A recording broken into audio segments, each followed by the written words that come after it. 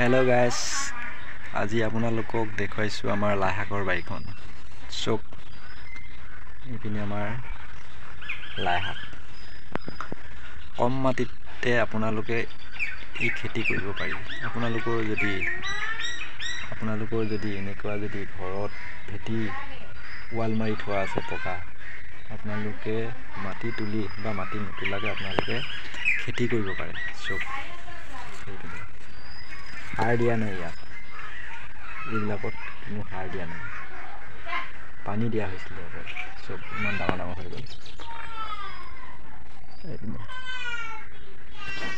এনেকুৱা যদি আপোনালোকৰ কম মাটি আছে, আপোনালোকে লাই শাকৰ উপৰি নানা ধৰণৰ খেতি কৰিব পাৰে। দেখুৱাইছোঁ।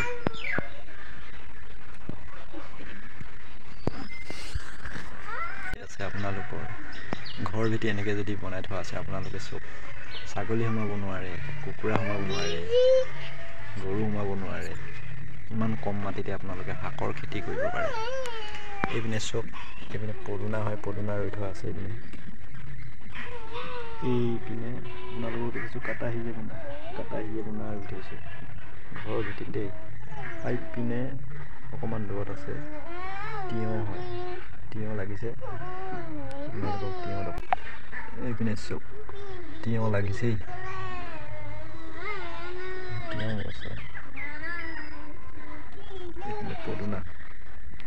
আপোনালোকে এনেকুৱা যদি কম মাটি থাকে, এনেকৈ আপোনালোকে খেতি কৰিব পাৰে। লাই শাকৰ উপৰি জলকীয়া ৰুব পাৰে, ভোট জলকীয়া। আপোনালোকে বহুত ধৰণৰ খেতি কৰিব পাৰে এনেকুৱা কম মাটিতেই গাইজ।